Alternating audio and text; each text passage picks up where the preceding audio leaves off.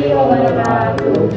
Perkenalkan, kami dari kelompok 1 dengan anggota saya sendiri, Dewi Noviana, NPM 2023-145-70030, dengan partner saya sebelah kanan. Dengan saya Presiden Badan Al-Farizi dengan nomor NPM 2025-145-457. Dan sebelah kiri saya, Dengan saya Jalina Penampilan dengan nomor NPM 2025-145-010-93. di sini kami akan menyampaikan materi mengenai konsep dasar bisnis. Teman-teman, kami menyampaikan materinya menggunakan fitur suara AI. Pada suara laki-laki yang pertama itu disampaikan oleh Kak Fathudin Ramadhani Al-Farizi. Dan pada suara yang kedua perempuan itu disampaikan oleh Dewi Noviana. Dan pada bagian yang ketiga atau yang terakhir suara laki-laki itu disampaikan oleh Kak Jaldin Akma Akila. Secara umum, bisnis adalah kegiatan yang dilakukan oleh individu maupun kelompok dengan tujuan menghasilkan keuntungan melalui proses produksi, distribusi, dan penjualan barang atau jasa. Kata bisnis sendiri berasal dari kata bisnis yang bermakna kesibukan atau aktivitas yang dilakukan seseorang untuk mencapai tujuan tertentu, terutama yang berkaitan dengan pemenuhan kebutuhan hidup. Bisnis bukan hanya sekadar aktivitas jual-beli, melainkan mencakup seluruh proses yang berhubungan dengan penciptaan nilai, value creation, bagi pelanggan. Artinya, bisnis berusaha menyediakan sesuatu yang bermanfaat, dibutuhkan, atau diinginkan oleh masyarakat, lalu menukarnya dengan imbalan berupa uang atau bentuk lain yang bernilai. Dalam praktiknya, bisnis dapat berbentuk kecil seperti usaha rumahan, menengah seperti perusahaan keluarga, hingga besar seperti korporasi multinasional. Bisnis juga bisa berbentuk formal, memiliki badan hukum dan izin resmi, maupun informal, masih sederhana dan belum berbadan hukum. Pengertian bisnis menurut para ahli. Setelah mengetahui pengertian bisnis berdasarkan KBBI, kini saatnya kita mengetahui pengertian bisnis menurut para ahli. Diambil dari beberapa sumber, pengertian menurut para ahli sebagai berikut. 1. Brown dan Petrello. Brown dan Petrello menyatakan bahwa bisnis adalah suatu lembaga yang dapat membuat suatu hasil produksi, baik itu dalam bentuk barang atau jasa yang dapat digunakan untuk memenuhi kebutuhan usaha serta dapat memenuhi kebutuhan para usaha yang sudah dilakukan oleh pemerintah atau swasta dengan tujuan untuk mencapai suatu keuntungan atau tidak. 2. Steinfort. Menurut Steinfort, bisnis adalah sebuah lembaga atau badan usaha yang dapat menciptakan barang dan jasa yang dapat dipergunakan untuk memenuhi kebutuhan masyarakat. Jika kebutuhan dari masyarakat semakin meningkat, maka barang dan jasa yang dihasilkan dari lembaga bisnis akan semakin meningkat juga agar dapat memenuhi kebutuhan masyarakat sekaligus mendapatkan keuntungan yang lebih banyak. 3. Hooper mengatakan bahwa bisnis adalah semua hal yang kompleks yang ada di dalam berbagai macam bidang, seperti penjualan dan industri dasar, processing dan industri, manufaktur dan jaringan, distribusi, perbankan, transportasi, asuransi, dan lain-lain yang kemudian semua bidang tersebut masuk ke dalam dunia bisnis secara menyeluruh. 4. Merriam-Webster. Menurut Merriam-Webster, bisnis adalah sebuah kegiatan, seperti pembuatan, pembelian, dan penjualan barang dan jasa yang kemudian ditukar dengan uang. Selain itu, beliau juga mengatakan bahwa bisnis dapat diartikan sebagai suatu kegiatan yang termasuk bagian dari pekerjaan serta beberapa kegiatan yang sudah diselesaikan oleh perusahaan, toko, pabrik, dan sebagainya. Walaupun tujuan setiap bisnis bisa berbeda sesuai visi, misi, dan bidang usahanya, secara garis besar ada beberapa tujuan utama yang hampir selalu menjadi landasan dari aktivitas bisnis, yaitu mencari keuntungan, profit-oriented. Tujuan paling mendasar dari bisnis adalah memperoleh laba atau keuntungan finansial.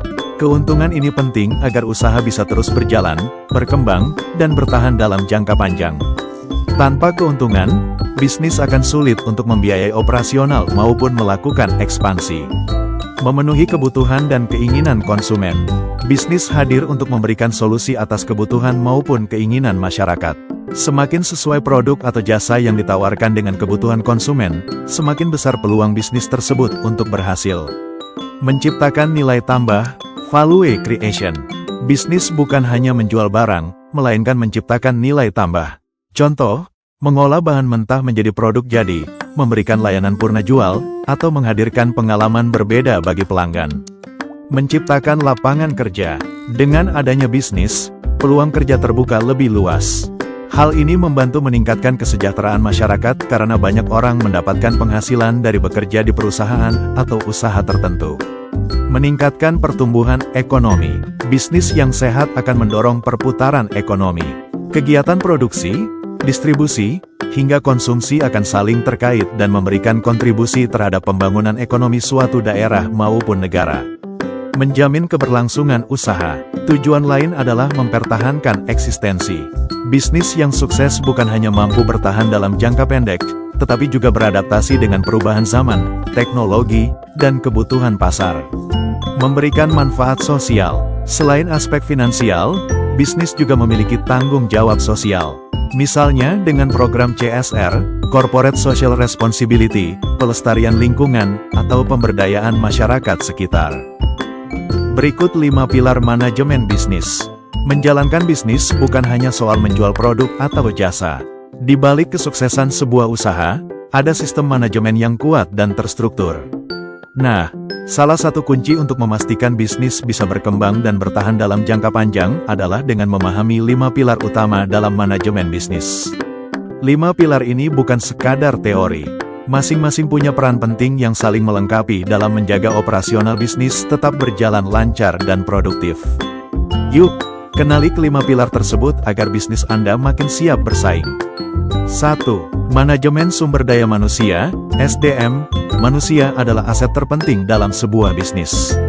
Tanpa tim yang solid, sehebat apapun ide bisnis Anda akan sulit diwujudkan. Karena itu, manajemen SDM menjadi fondasi pertama yang perlu diperkuat. 2. Manajemen operasional. Operasional adalah jantung dari kegiatan bisnis sehari-hari. Di sini, efisiensi dan efektivitas menjadi kunci. Manajemen operasional memastikan bahwa semua proses produksi atau layanan berjalan dengan baik, tepat waktu, dan berkualitas. 3.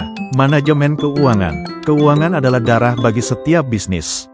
Tanpa pengelolaan yang baik, bisnis bisa kehilangan arah meskipun memiliki pendapatan besar. Oleh karena itu, pengelolaan keuangan harus dilakukan dengan teliti dan berkelanjutan. 4. Manajemen pemasaran. Tidak peduli seberapa bagus produk Anda, tanpa pemasaran yang tepat, konsumen tidak akan tahu keberadaannya.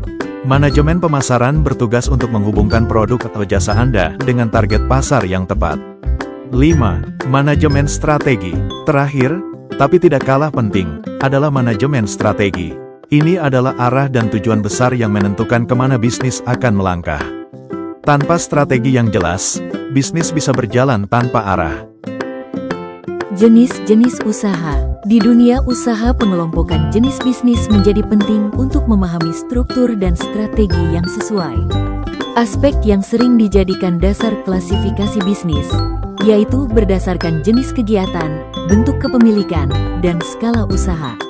Ini jenis bisnis berdasarkan kegiatan. 1. Bisnis produksi berfokus pada kegiatan mengolah bahan mentah menjadi barang jadi atau setengah jadi. Tujuan utama dari usaha produksi adalah menciptakan produk yang dapat digunakan konsumen atau sebagai bahan baku untuk industri lain. 2. Bisnis perdagangan ialah perusahaan dalam kategori ini tidak memproduksi barang, melainkan membeli dan menjual kembali produk kepada pihak lain dengan mengambil keuntungan dari selisih harga. Bisnis perdagangan. 3. Bisnis usaha ialah usaha yang bergerak di bidang jasa menawarkan keahlian, pengalaman, atau layanan tertentu tanpa menghasilkan produk fisik. 4. Bisnis pertanian dan peternakan ialah jenis kegiatan usaha ini mencakup pengelolaan sumber daya alam, baik melalui pertanian, perkebunan, perikanan, maupun peternakan. Produk yang dihasilkan bisa berupa hasil panen, hasil laut, atau hasil ternak yang dijual langsung atau diolah lebih lanjut. Bisnis pertanian dan peternakan. Jenis bisnis berdasarkan kepemilikan. 1. Usaha perseorangan. Usaha ini dimiliki dan dikelola oleh satu orang. Modal, keuntungan, dan tanggung jawab sepenuhnya berada pada pemilik. 2. Firma bentuk kerjasama antara dua orang atau lebih yang menjalankan usaha bersama di bawah satu nama. 3. Persekutuan komanditer. CV terdiri atas dua jenis sekutu, yaitu sekutu aktif yang mengelola usaha dan sekutu pasif yang hanya menanamkan modal. Struktur ini memberikan fleksibilitas dalam pembagian peran dan risiko usaha. 4. Persero terbatas, PT, badan usaha berbadan hukum yang modalnya terbagi dalam bentuk saham. Pemilik saham bertanggung jawab terbatas sesuai jumlah modal yang ditanamkan. 5. Koperasi ialah usaha bersama yang dimiliki dan dikelola oleh anggotanya berdasarkan prinsip kekeluargaan. 6. BUMN ialah usaha yang dimiliki oleh pemerintah dan dikelola untuk kepentingan umum. BUMN memiliki tanggung jawab sosial besar dan biasanya bergerak di sektor strategis seperti energi, transportasi, dan perbankan. Terakhir, jenis bisnis berdasarkan skalanya. 1. Usaha mikro memiliki karakteristik dengan jumlah tenaga kerja maksimal 5 orang dan omset tahunan di bawah 300 juta rupiah. 2. Usaha kecil mempekerjakan 6 hingga 20 orang dan memiliki omset tahunan antara 300 juta rupiah hingga 2,5 miliar rupiah. Biasanya usaha ini sudah mulai memiliki struktur organisasi sederhana dan mulai menggunakan teknologi dasar. 3. Usaha menengah mencakup usaha dengan jumlah tenaga kerja 21 hingga 99 orang dan omset tahunan antara 2,5 miliar rupiah hingga 50 miliar rupiah. Usaha menengah sudah lebih mapan dari sisi manajemen dan operasional, serta memiliki potensi ekspansi yang lebih besar. 4. Usaha besar merupakan perusahaan dengan tenaga kerja lebih dari 100 orang dan omset di atas 50 miliar rupiah per tahun. Perusahaan ini biasanya telah memiliki sistem manajemen modern, akses ke pasar global, serta pengaruh signifikan dalam industri. Pentingnya memahami klasifikasi bisnis, mengetahui jenis bisnis dari ketiga sudut pandang tersebut sangat bermanfaat dalam menyusun strategi jangka panjang. Bagi pelaku usaha pemula, informasi ini bisa menjadi panduan dalam memilih struktur usaha yang sesuai dengan modal, tujuan, serta potensi pasar. Selanjutnya, peran bisnis dalam perekonomian. Dalam kehidupan modern, keberadaan dunia usaha menjadi fondasi penting bagi pertumbuhan ekonomi dan kestabilan sosial. Setiap aktivitas ekonomi yang terjadi di masyarakat tidak terlepas dari peran dunia usaha, baik skala kecil maupun besar. Bisnis bukan hanya sebagai penggerak roda ekonomi, tetapi juga menjadi bagian integral dalam kehidupan sehari-hari masyarakat. Peran bisnis dalam perekonomian. Pertama, kontribusi bisnis dalam mendorong pertumbuhan ekonomi. Sebagai motor penggerak ekonomi, dunia usaha berkontribusi secara signifikan terhadap produk domestik bruto (PDB) sebuah negara. Ketika aktivitas bisnis berjalan lancar, maka akan terjadi peningkatan produksi barang dan jasa yang secara langsung memengaruhi nilai PDB. Kedua, penciptaan lapangan kerja dan penyerapan tenaga kerja. Bisnis memegang peranan penting dalam menyediakan lapangan kerja bagi masyarakat. Setiap usaha yang dijalankan, baik dalam bentuk usaha mikro, kecil, menengah maupun perusahaan besar, memerlukan sumber daya manusia untuk menjalankan operasionalnya.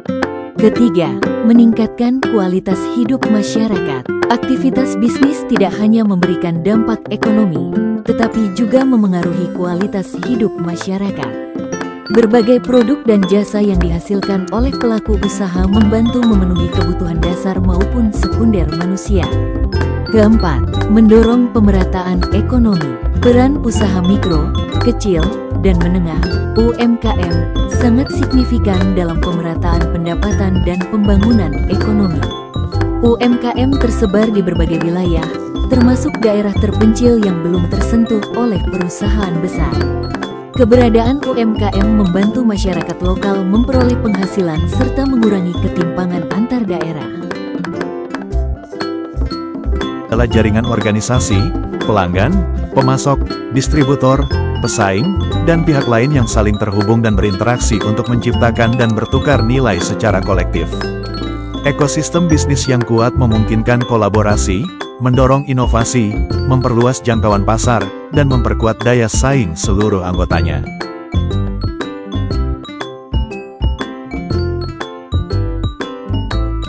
Elemen kunci ekosistem bisnis. 1. Jaringan dinamis.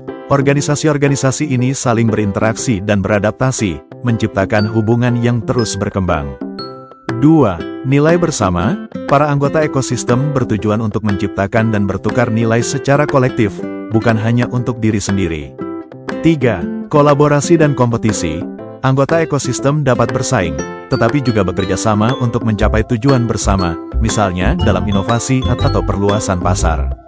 4. Fleksibilitas dan adaptabilitas. Anggota harus mampu berubah dan menyesuaikan diri dengan tren dan kondisi pasar yang terus berubah. Manfaat ekosistem bisnis. 1. Inovasi yang lebih cepat. Kolaborasi antar anggota mempercepat terciptanya ide dan solusi baru. 2. Perluasan pasar. Jaringan yang kuat membantu setiap bisnis untuk menjangkau pelanggan baru dan pasar yang lebih luas. 3. Peningkatan keunggulan kompetitif. Kekuatan kolektif ekosistem memberikan keuntungan yang lebih besar dibandingkan kinerja individu. 4. Pembelajaran dan pertumbuhan. Anggota dapat berbagi wawasan dan keterampilan, terutama bermanfaat bagi startup dan bisnis pemula. Contoh ekosistem bisnis. 1. Bisnis skincare lokal, melibatkan supplier bahan baku, jasa pengemasan, platform distribusi, penyedia logistik, dan komunitas pelanggan yang menjadi pendukung merek, semuanya saling terkait untuk mengembangkan bisnis.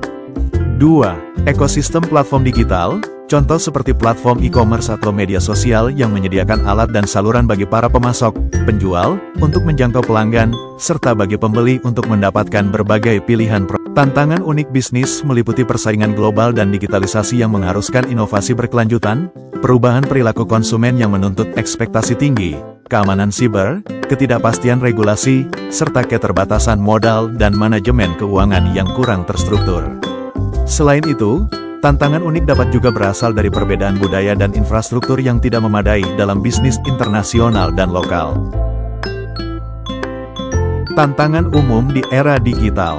1. Perkembangan teknologi yang pesat. 2. Persaingan yang ketat. 3. Perubahan perilaku konsumen. 4. Keamanan dan privasi data. Tantangan dalam manajemen bisnis. 1. Manajemen keuangan. 2. Sumber daya manusia, talenta. Tantangan dalam bisnis internasional dan lokal. 1. Perbedaan budaya. 2. Kesimpulannya, secara keseluruhan, bisnis adalah tulang punggung perekonomian dan memainkan peran penting dalam pembangunan masyarakat. Bisnis yang bertanggung jawab dan beretika tidak hanya fokus pada keuntungan, tetapi juga kontribusi terhadap kesejahteraan sosial dan kemajuan ekonomi secara berkelanjutan. Terima kasih.